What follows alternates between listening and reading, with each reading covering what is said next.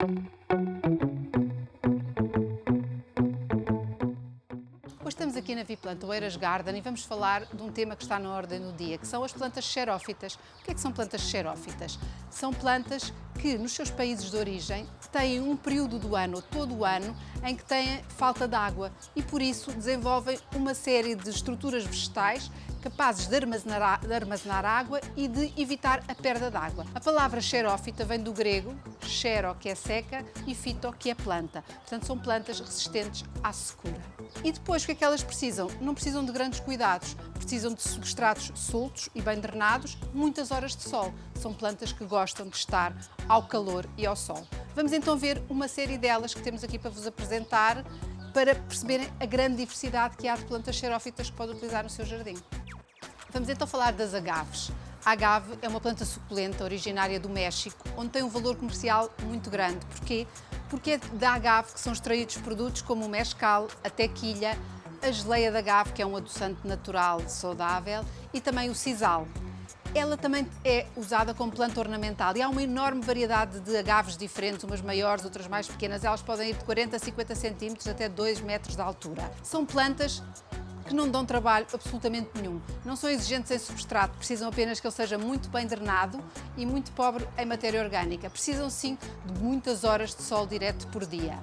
Devem ser regadas apenas em condições de extrema secura, porque elas não precisam de rega e podem ser fertilizadas na primavera e no verão mensalmente. Depois são plantas que não devem ser podadas, porque não precisam. Esta planta tem uma curiosidade.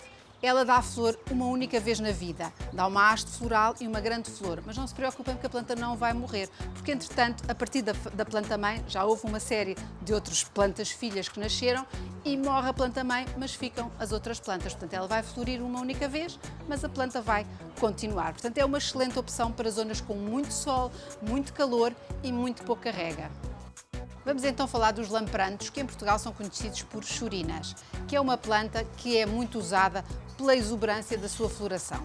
Há flores de muitas cores, roxa, cor de laranja, amarelo, branca, lilás. A lilás, aliás, está em flor quase todo o ano e todas estas estão em flor toda a primavera e o verão.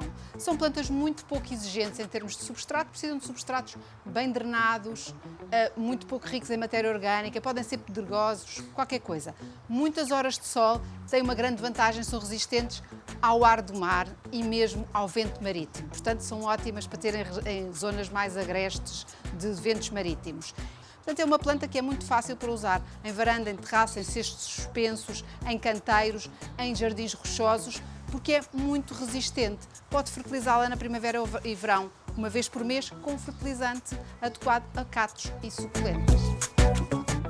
Vamos então falar do Phormium, o linho da Nova Zelândia, como o próprio nome indica, ele é oriundo da Nova Zelândia, onde as suas fibras são muito utilizadas para fazer textas, para fazer objetos de artesanato. Portanto, é uma planta também com valor comercial muito importante. E por isso, conjugando-as umas com as outras, conseguimos fazer em jardins que não queremos regar muito, que podem ser perto do mar, que podem ser em regiões mais áridas, conseguimos ter uma variedade de fórmios e fazer um jardim muito bonito.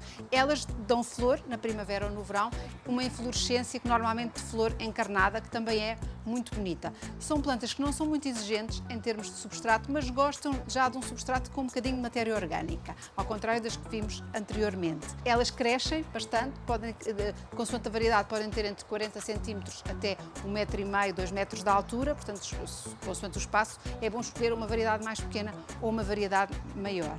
E, portanto, não têm grandes cuidados e são plantas que, normalmente, depois de plantadas, depois de algum tempo, são muito resistentes a pragas e doenças e desenvolvem-se com muita facilidade no seu jardim.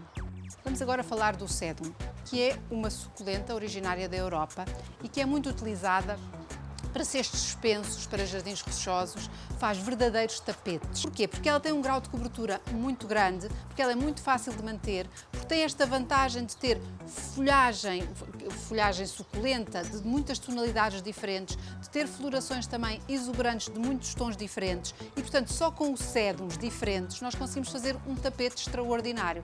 O que é que o sedum precisa? Muitas horas de sol direto. O que é que ele gosta? Substratos muito bem drenados, mas com algum bocadinho de matéria orgânica, ou seja, são um bocadinho mais exigentes do que algumas plantas que vimos anteriormente. Também precisam de uma rega semanal nos períodos de maior calor e precisam de uma fertilização mensal na primavera e no verão. Portanto, aqui está mais uma opção para quem quer ter um jardim com pouca rega e pouca manutenção. Vamos então falar dos aloés, que são suculentas da família das cactáceas e plantas muito utilizadas pelo seu valor ornamental. Há muitos aloés diferentes, com florações completamente diferentes e cores tão extraordinárias como encarnados, amarelos, cor de laranja. E hoje vamos falar especificamente do aloe vera, porque é aquele que é mais utilizado até pelos seus fins medicinais. É uma planta cuja seiva tem muitas propriedades cicatrizantes, hidratantes, anti-inflamatórias. E onde é que está a seiva? Está no meio da folha. Nós podemos cortar a folha, se nos queimarmos e cortarmos a folha e passarmos a seiva, é um cicatrizante e alivia as queimaduras. O que é que o aloé precisa? O aloé precisa de zonas com muito sol, substratos muito bem drenados, e ele não precisa de rega a não ser em alturas de secura extrema, não deve ser podado e pode ser fertilizado na primavera e no verão mensalmente com um fertilizante específico para cactos e suculentas.